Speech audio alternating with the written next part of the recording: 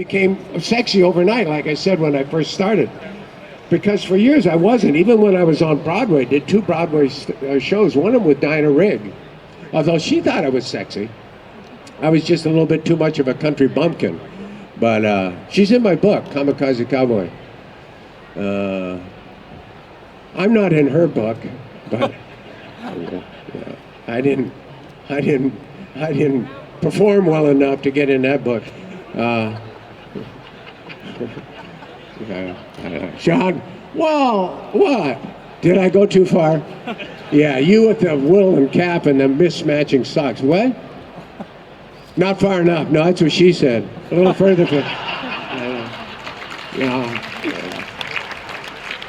So I would go to this bar and have my drink every day, and then I started doing Battlestar Galactica. And I'm filming from March until September. Every Friday night I go and have a drink at this bar, and then I could never get the girls to talk to me. They're all college girls. I was 32. They were, 21, 22, 23, 20. So, and they knew I was, and I wore jeans and cowboy boots. I was kind of a square. Battlestar Galactica went on a Sunday night, sometime in September. That next Friday, I walked into that bar and sat down. The bartender said, "Hey, Dirk, I saw your show. It's fantastic." And these girls that were sitting down that never would talk to me, they all turned and looked, and they did a double take. I was sexy. "Oh my God, it's you," they said. "Oh my God, it's you." I didn't know what they meant. They meant Starbuck. I said, "Yes, it's me, it's Starbuck.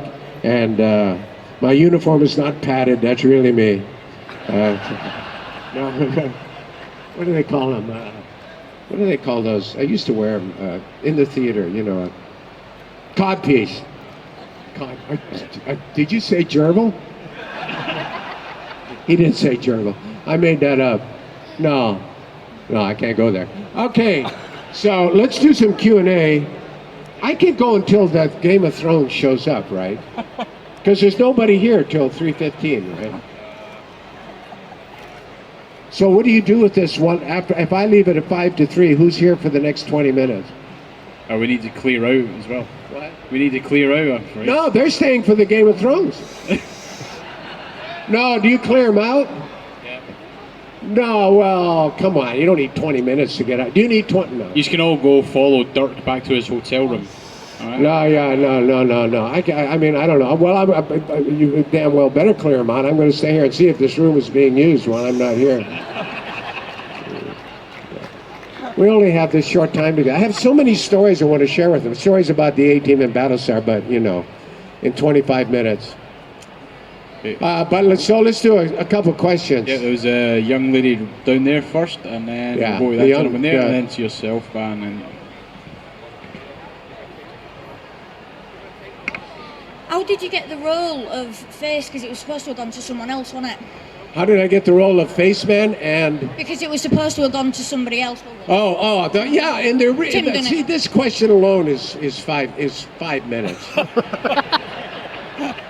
Well, I had to sleep with 3 people just to get the audition. And I want to name some names because you would say, wow, that was a hard go. What do you call it? A hard job? A tough road. No, I didn't sleep with anybody. I told you, but no, Faceman, Faceman was written, the part was written for me by the guy that created the show. Wonderful, genius, talented guy. He wrote Rockford Files, Wise Guy, 21 Jump Street for Johnny Depp. He created all those shows and a lot more. And he had seen me do Starbucks. So he said, "That's the guy I want to play this character in this show I'm writing called The A-Team." So sometime in July, August, I got a script for. I read it. I met with him, Stephen Cannell. He told me, I said, "Great, this is fantastic. This is fantastic. It's the funniest script I've ever read for a TV. It's fantastic." And he wrote it for me, so it had my sense of humor, and it was appropriately shallow. It had a certain. I like to play characters that are have no. They will sell their mother if they will do anything to get the immediate. Because Faceman was always into money and a pretty girl. I mean, he got in so much trouble just because a girl would walk by and he was like brain dead. I love that because it's so unlike me in real life. It was a stretch. It was a stretch to play those shallow ladies' men. Because in real life, I'm very deep and I'm. Anyway, so the part was written for me. And then I didn't even have to audition. I went in with George Papard because he wanted James Coburn. James Coburn said no. Then he wanted George Papard. The network said, nah. So Steven says, would you go in and read with George Papard because I want him, the network, this is for the network, NBC. So we did that. And then they went about casting the show, and then everybody's cast. Dwight and Mr. T, of course, was always going to be Mr. T. It was written for him. B.A. Baracks was written for Mr. T, and Faceman was written for Dirk Benedict.